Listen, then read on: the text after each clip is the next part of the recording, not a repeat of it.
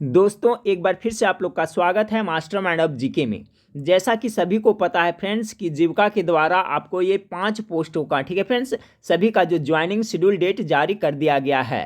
ठीक फ्रेंड्स, तो आप लोग के डिमांड पे ये वीडियो बना रहा हूँ फ्रेंड्स कि आप लोग पूछ रहे थे कि ज्वाइनिंग के समय में क्या क्या डॉक्यूमेंट्स लगेगा। तो जैसा कि आप लोग को पता है फ्रेंड्स, और इसमें आपका स्पष्ट रूप से लिखा हुआ है, देखिए यहाँ पर आप देख सकते हैं कि candidate wise detail joining schedule and joining protocol would be published tomorrow, यानी 3/12/2020 को, आज ही के डेट में आपको पब्लिश करने के लिए कहा गया है। तो फिलहाल अभी तक तो पब्लिश नहीं किया गया है फ्रेंड्स, अभी हम लोग जीविका का ऑफिशियल वेबसाइट पे हैं। अभी तक जो करंट अपडेट है जो यही है, अभी तक कुछ ऐसा नहीं किया गया है। ठीक फ्रेंड्स, तो देखिए मैं आप लोग को बताने जा रहा हूँ फ्रेंड्स कि इसके पहले जीविका में बहुत सारे पोस्टों का ज्वाइनिंग शेड्यूल जारी किया गया था फ्रेंड्स। तो उससे डॉक्यूमेंट्स क्या क्या मांगा जा रहा था उसको हम लोग डिटेल से देखेंगे। उम्मीद की जा रही है फ्रेंड्स कि जो जो डॉक्यूमेंट्स उन लोग से ज्वाइनिंग के वक्त मांगा गया था वही सब डॉक्यूमेंट्स हो सकता है आपसे मांगा जाएगा, लेकिन ये फ्रेंड्स 100% कन्फर्म नहीं कर सकते हैं, क्योंकि फ्रेंड्स यहाँ पर लिखा हुआ है कि आपको ज्वाइनिंग प्रोटोकॉल आप लोग को डिटेल में बताया जाएगा। तो हो सकता है फ्रेंड्स आज रात तक वो आ जाएगा। अगर आज रात तक वो निर्देश आ जाता है फ्रेंड्स तो उसके बारे में मैं आपको डिटेल बताऊंगा। फिलहाल हम लोग देखेंगे फ्रेंड्स कि इसके पहले जीविका में जो हायर पोस्ट का ज्वाइनिंग हुआ उसका ज्वाइनिंग प्रोटोकॉल क्या था, उसका ज्वाइनिंग शेड्यूल क्या है। ठीक है फ्रेंड्स, तो वीडियो के लास्ट तक बने रहिएगा फ्रेंड्स, आपका सारा कॉन्सेप्ट क्लियर हो जाएगा। ठीक है फ्रेंड्स, तो चलते देखते हैं जो जीविका में पहले ज्वाइनिंग करवाया है उसका ज्वाइनिंग शेड्यूल क्या है। हाँ फ्रेंड्स, तो आप देख सकते हैं यहाँ पर स्पष्ट रूप से लिखा हुआ है फ्रेंड्स की position joining schedule requisite documents and important guidelines. तो देखिए इसके पहले फ्रेंड्स जो जीविका में ज्वाइनिंग करवाया गया था, देख सकते हैं आप आपको 14/7/15 7वां महीना में कौन कौन पोस्ट का फ्रेंड्स, तो डिस्ट्रिक्ट प्रोजेक्ट मैनेजर है, फाइनेंस मैनेजर है, और मैनेजर कम्युनिकेशन है, ऑफिस असिस्टेंट SPMU है, फिर आपका मैनेजर IBCB है। तो तमाम पोस्टों का पहले जो ज्वाइनिंग करवाया गया था फ्रेंड्स, देखिए उसका ये ज्वाइनिंग डेट है। ठीक है फ्रेंड्स, और इन लोगों से क्या क्या डॉक्यूमेंट्स मांगा गया था उसके बारे में देखिए यहाँ पर लिखा हुआ है। ठीक है फ्रेंड्स, तो देखिए इन लोगों से 16 प्रकार के डॉक्यूमेंट्स के बारे में यहाँ जिक्र किया गया है फ्रेंड्स। ये सभी है जो उनको डॉक्यूमेंट्स लाने के लिए कहा गया था जब वो ज्वाइनिंग करने गए थे। तो आप देख सकते हैं फ्रेंड्स इसमें आपको टोटल 17 पोस्ट इधर हो गया फ्रेंड्स। ठीक है, 17 पोस्ट इधर हो गया फ्रेंड्स, उसके बाद में 5 पोस्ट इधर है। ठीक है, जैसे डिस्ट्रिक्ट कोऑर्डिनेटर का भी ज्वाइनिंग करवाया गया था फ्रेंड्स। तो इन सभी के लिए फ्रेंड्स आपको 16 तरह के डॉक्यूमेंट्स के बारे में वहाँ पे मांगा गया था। तो उसके बारे में हम लोग देखते हैं फ्रेंड्स। तो इसको देखिए आपका तो ये हो गया फ्रेंड्स। इसके बाद में देखिए फिर और दूसरा हुआ था फ्रेंड्स। देखिए दूसरा है आपका इंपॉर्टेंट नोटिस है, ये भी है जीविका में ज्वाइनिंग शेड्यूल के बारे में है। तो ये देखिए आपका ज्वाइनिंग इस डेट में करवाया गया था फ्रेंड्स, और इसके बारे में आपका भी इसके लिए भी डॉक्यूमेंट्स क्या क्या मांगा गया था फ्रेंड्स उसका भी नीचे दिया हुआ है। तो आप यहाँ पर देख सकते हैं फ्रेंड्स कि आपको 16/6/2020 को आपको ये मांगा, इन लोगों का ज्वाइनिंग करवाया गया था फ्रेंड्स, डेट ऑफ ज्वाइनिंग यानी इन लोगों का ज्वाइनिंग करवाया गया था। ठीक है, फिर अपना 17 को करवाया गया था, उसके बाद में 18 को करवाया था। इन लोग से भी डॉक्यूमेंट्स देखिए फ्रेंड्स वही जो 16 प्रकार का है वही मांगा गया था। देख सकते हैं आप यहाँ पर इसमें 16 प्रकार का जो डॉक्यूमेंट्स है 16 तरह का, उसमें यहाँ पर नोटिस किया हुआ है, यही सब उनसे मांगा गया था। उसके बाद में फ्रेंड्स आप देखिए तीसरा है फ्रेंड्स, इसके पहले ये भी ज्वाइनिंग करवाया गया था आपको पोजीशन अंडर LSBA में। आपको डिस्ट्रिक्ट कोऑर्डिनेटर को 17 को करवाया गया था, डिस्ट्रिक्ट कंसल्टेंट को करवाया गया था, डिस्ट्रिक्ट कंसल्टेंट को ये सब जो करवाया गया था, फिर ब्लॉक कोऑर्डिनेटर को करवाया गया था फ्रेंड्स। तो इस सभी के लिए भी डॉक्यूमेंट्स देखिए आपका यही 16 प्रकार का मांगा गया था। ठीक है फ्रेंड्स, तो हम लोग अनुमान लगा रहे हैं, उम्मीद कर रहे हैं फ्रेंड्स कि आप लोग से भी ज्वाइनिंग के समय में ये सब डॉक्यूमेंट्स मांगा जाएगा। ठीक है फ्रेंड्स, तो आप देख सकते हैं इसके पहले जो भी ज्वाइनिंग हुआ था उसके लिए ज्वाइनिंग शेड्यूल यही था। ठीक है फ्रेंड्स, तो देख लेते हैं फ्रेंड्स इसके हिंदी और अंग्रेजी दोनों में देखेंगे फ्रेंड्स। पहले हम लोग इसको अंग्रेजी में देख लेते हैं, फिर इसका मैं ट्रांसलेट किया हूँ हिंदी में फ्रेंड्स, उसको भी देख लीजिएगा तो आपको अच्छी तरह से समझ में आएगा। सभी में तीनों में फ्रेंड्स आपको यही 16 प्रकार का मांगा गया है। तो आप देख सकते हैं फ्रेंड्स यहाँ से पहला से हम लोग देखते हैं। पहला में आपका एडमिट कार्ड मांगा गया है। ठीक है फ्रेंड्स, दूसरा में मांगा गया है कॉपी ऑफ एप्लीकेशन फॉर्म का कॉपी इसमें मांगा गया है। तीसरा में फ्रेंड्स ID प्रूफ में मांगा गया है। ID प्रूफ में तो आधार कार्ड ले लीजिए। ठीक है, in absence of Aadhaar card, अगर आधार कार्ड नहीं है फ्रेंड्स तो any one ID from the list. अगर आधार कार्ड आपके पास नहीं है तो इलेक्शन चलेगा, आई कार्ड चलेगा, पासपोर्ट चलेगा, ड्राइविंग लाइसेंस चलेगा, फ़ोन बिल चलेगा, रेशन कार्ड चलेगा, ठीक है। अगर आधार कार्ड नहीं है तो आईडी प्रूफ के लिए। चौथा नंबर में पैन कार्ड मांगा जा रहा है, ठीक फ्रेंड्स। तो आप लोग जिनका पैन कार्ड है फ्रेंड्स वो ठीक है, जिनका पैन कार्ड नहीं है या कुछ नाम में गलत है तो वो अभी से पैन कार्ड रेडी करके रखें। पाँचवा में है परमानेंट एड्रेस प्रूफ, ठीक है फ्रेंड्स, यानी परमानेंट एड्रेस प्रूफ सर्टिफिकेट भी मांगा जाता है फ्रेंड्स, जिसे डोमिसाइल सर्टिफिकेट कहते हैं। तो domicile certificate permanent address proof में डोमिसाइल सर्टिफिकेट जो स्थानीय निवास प्रमाण पत्र है फ्रेंड्स वो काम करेगा, ठीक है। नहीं तो स्कूल लीविंग सर्टिफिकेट है वो भी आपका परमानेंट एड्रेस प्रूफ में काम कर जाएगा।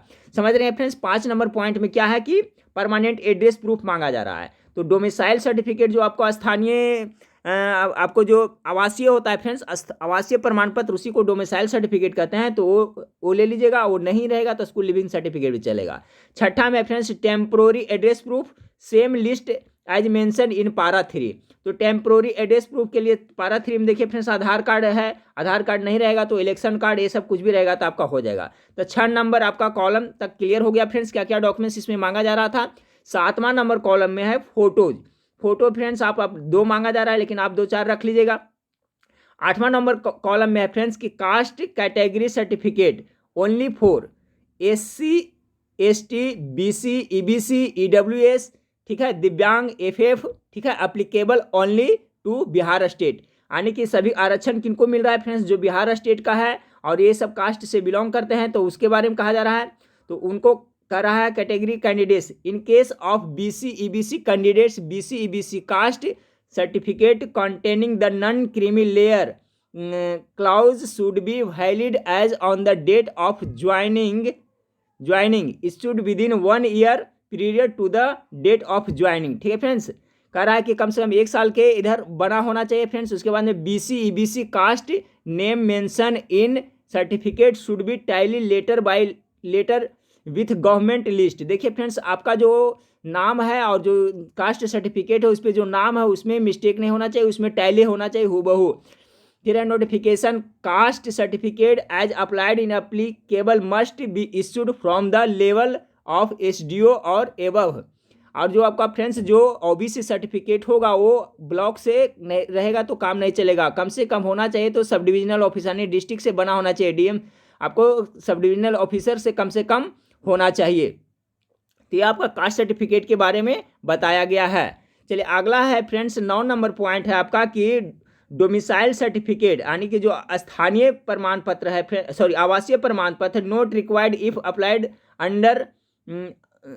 अंडर अनरिजर्व कैटेगरी, ठीक है फ्रेंड्स, यानी कि जो जनरल में आते हैं उनके लिए ज़रूरत नहीं है। अगला है फिर एजुकेशनल सर्टिफिकेट। देखिए 10 नंबर से ध्यान से देखिएगा फ्रेंड्स, एजुकेशनल सर्टिफिकेट पे फ्रेंड्स आपके पास जो भी है ओरिजिनल वो सभी रख लीजिएगा। मार्कशीट हो गया, ठीक है। उसके बाद में है एक्सपीरियंस सर्टिफिकेट एज क्लेम। अगर आपने एक्सपीरियंस सर्टिफिकेट विलेज इंटर्नशिप के दौरान दिया था, इंटरव्यू के दौरान दिया था फ्रेंड्स, तो आप एक्सपीरियंस सर्टिफिकेट का जो ओरिजिनल हो वो ले लीजिएगा।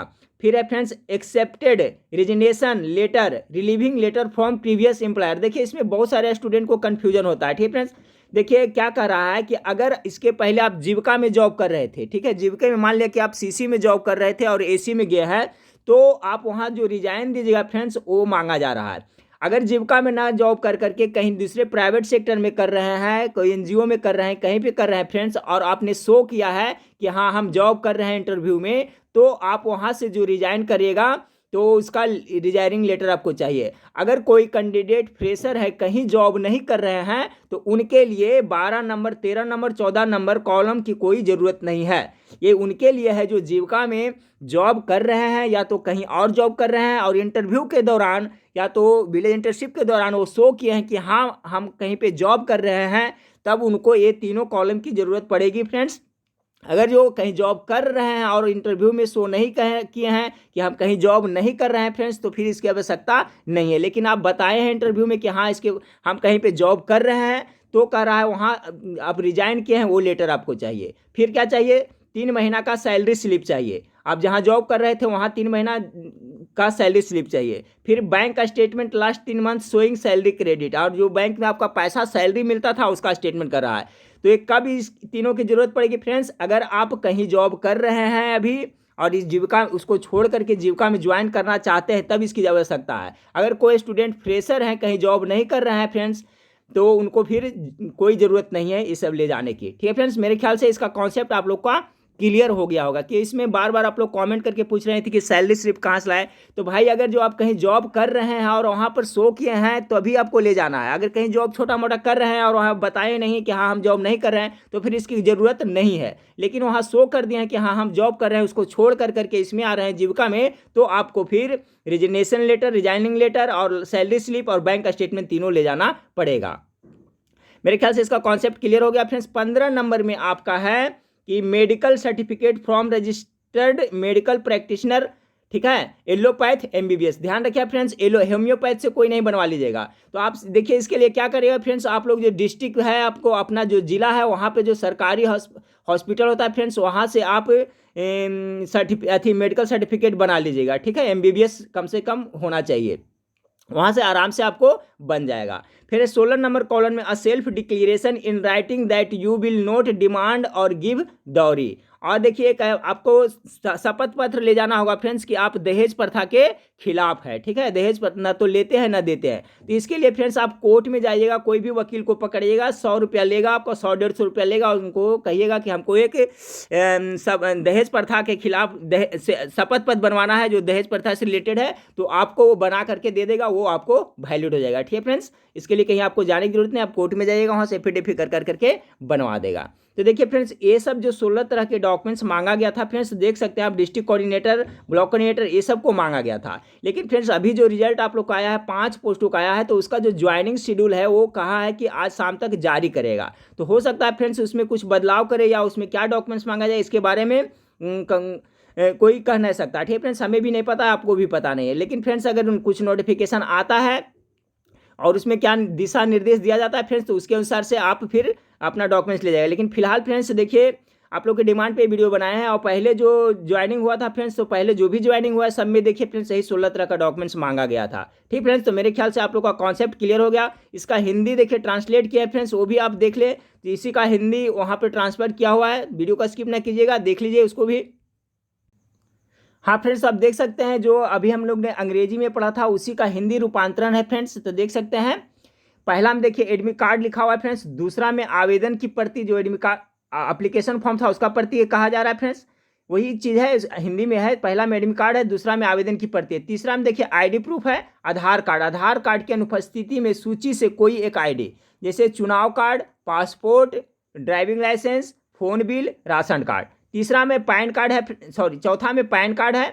पांचवा में अस्थाई पता, ठीक है, अधिवास प्रमाण पत्र, स्कूल छोड़ने का प्रमाण पत्र। अस्थाई पता में आपका अधिवास जो आवासीय प्रमाण पत्र, वो नहीं तो स्कूल छोड़ने का जो स्कूल लिविंग सर्टिफिकेट है उससे भी काम चलेगा। छठा में अस्थाई पता में है सामान्य सूची, जो पैरा 3 में उल्लेखित है, जो अंग्रेजी में भी मैंने पढ़ के बताया था उसी से। फिर सातवां में फ्रेंड्स फोटो है, ठीक है, फोटो आपको 2 ले जाना है। आठवां में देखिए फ्रेंड्स जाति से संबंधित था उसी जो लिखा हुआ है, जाति श्रेणी प्रमाण पत्र केवल SC ST BC EBC EWS दिव्यांग FF के लिए केवल लागू, बिहार राज्य के लिए। ठीक है फ्रेंड्स, श्रेणी के उम्मीदवार BC EBC उम्मीदवार के मामले में BC, देखिए किसके बारे में, BC और EBC उम्मीदवार के मामले में ध्यान से देखिएगा, में BC EBC जाति गैर क्रीमी लेयर कॉलेज वाले प्रमाण पत्र को शामिल होने की तारीख के अनुसार से मान्य होना चाहिए। ज्वाइनिंग की तारीख से, जब ज्वाइन करे 1 साल पहले जारी किया गया हो, यानी 1 साल का वैलिडिटी कहा जा रहा है। ठीक है फ्रेंड्स, जैसे कि मान लिया कि आपको 12 तारीख का ज्वाइनिंग है, तो देख लीजिएगा कि 1 साल से कहीं ज़्यादा तो नहीं हो रहा है। यहाँ पर देखिए स्पष्ट रूप से लिखा हुआ है फ्रेंड्स, आप देखिए ज्वाइनिंग की तारीख से 1 साल पहले जारी किया गया हो। ठीक है, ध्यान रखिएगा, अगर 2 साल 3 साल पुराना है तो यहाँ पर नहीं चलेगा। हाँ, स्पष्ट रूप से लिखा हुआ है। में वर्णित BC EBC जाति का नाम प्रमाण पत्र को बिहार सरकार की सूची अधिसूचना के साथ प्रपत्र द्वारा मिलान करना चाहिए। ठीक है, उसमें आपका मिलान, जाति आवेदन में दिए गए प्रमाण पत्र को SDO या उससे ऊपर के स्तर से जारी किया जाना चाहिए। अभी मैंने बताया था फ्रेंड्स कि SDO से कम ऊपर का होना चाहिए। और वैलिडिटी इसमें बताया जा रहा है ज्वाइनिंग के टाइम में से जोड़िएगा फ्रेंड्स, तो 1 साल के भीतर का बना होना चाहिए। 9 में डोमिसाइल सर्टिफिकेट फ्रेंड्स आपको वो कह रहा है जो अनारक्षित श्रेणी के तहत लागू होने पर आवश्यक नहीं है, वही डोमिसाइल सर्टिफिकेट स्थानीय निवास प्रमाण पत्र के बारे में। 10 में शैक्षिक प्रमाण पत्र मार्कशीट जैसा कि दावा किया गया है, तो आपको शैक्षिक प्रमाण पत्र में फ्रेंड्स आपका ओरिजिनल रहेगा वो, और जो मार्कशीट है जो भी है शैक्षणिक प्रमाण पत्र में सबका ओरिजिनल और जीरोक्स उसका भी ले लीजिएगा। फिर है अनुभव प्रमाण पत्र, जो एक्सपीरियंस लगाए हैं उसके लिए फ्रेंड्स। अब देखिए friends 12 number, 13 number, 14 number column, इसके बारे में मैं पहले बता दिया था फ्रेंड्स। पिछले नियोक्ता से त्याग पत्र, कि कहीं जॉब कर रहे हैं फ्रेंड्स और वहाँ पर आप त्याग उसको रिजाइन कर जीविका में ज्वाइन कर रहे हैं तो आपको ये 12, 13, 14 कॉलम सभी लगेगा। अगर कहीं जॉब नहीं कर रहे हैं फ्रेंड्स, फ्रेशर है तो कोई बात नहीं है, या तो कहीं जॉब भी कर रहे हैं छोटा मोटा और इसमें शो नहीं किए हैं कि हाँ हम जॉब कर रहे हैं, नहीं बताएं फ्रेंड्स, तो फिर आपको कुछ बताने से फ़ायदा नहीं, फिर आपको वहाँ पर पूछेगा तो मैं कहीं जॉब नहीं कर रहा ऐसा कहेगा फ्रेंड्स, तो ये सब की ज़रूरत नहीं है। अगर वहाँ कहिए कि हाँ कहीं जॉब कर रहा था या तो इंटरव्यू में बता दिए तो फ्रेंड्स आपको ये सब फिर ले जाना पड़ेगा, ठीक है। फिर 16 नंबर कॉलम में फ्रेंड्स वही आपका कि लिखित में एक स्व घोषणा कि आप दहेज नहीं मांगेंगे या नहीं देंगे, ठीक है। उसके बाद में आपका मेडिकल सर्टिफिकेट था फ्रेंड्स, एक पंजीकृत चिकित्सक एलोपैथ होना चाहिए, ध्यान रखिएगा फ्रेंड्स, हेम्योपैथ रहेगा तो दिक्कत हो जाएगा, हेम्योपैथ का वैलिड नहीं देगा, ठीक है। यानी एलोपैथ होना चाहिए। उसके बाद में MBBS होना चाहिए डॉक्टर से, मेडिकल सर्टिफिकेट, तो मेडिकल सर्टिफिकेट बना लीजिएगा फ्रेंड्स कि आप पूरी तरह से फिट हैं, तो आप ये जो आपका जो जिला है फ्रेंड्स वहाँ पर जो स्वास्थ्य केंद्र है वहाँ से आपका बन जाएगा। तो देखिए उसी का हिंदी ट्रांसलेट रूप था। तो फ्रेंड्स देखिए आप थोड़ा सा इंतजार करिए, आज रात तक ने तो कल तक तो आपको दिशा निर्देश दिया जाएगा, ज्वाइनिंग शेड्यूल जो पोस्ट है, एरिया कोऑर्डिनेटर है फ्रेंड्स आपका, फिर कम्युनिटी कोऑर्डिनेटर, इसके बारे में आपका ज्वाइनिंग प्रोटोकॉल जारी कर दिया जाएगा फ्रेंड्स। उसमें हम लोग देख लेंगे कि क्या क्या आपको मांगा जा रहा है फ्रेंड्स, तो उसको फिर मैं अच्छी तरह से उस पर एक वीडियो बना करके आप लोग को प्रोवाइड करा दूंगा, ठीक है फ्रेंड्स। फिलहाल अभी मैंने जीविका में जो भी ज्वाइनिंग हुआ है फ्रेंड्स, इसके पहले उससे ये सब डॉक्यूमेंट्स मांगा गया था, उसके बारे में मैं अभी बताया, ठीक है फ्रेंड्स। तो वीडियो अच्छा लगे तो लाइक कर दिएगा फ्रेंड्स, दोस्तों में शेयर कर दिएगा। तो नेक्स्ट वीडियो में फिर मिलते हैं, देखने के लिए थैंक यू, धन्यवाद।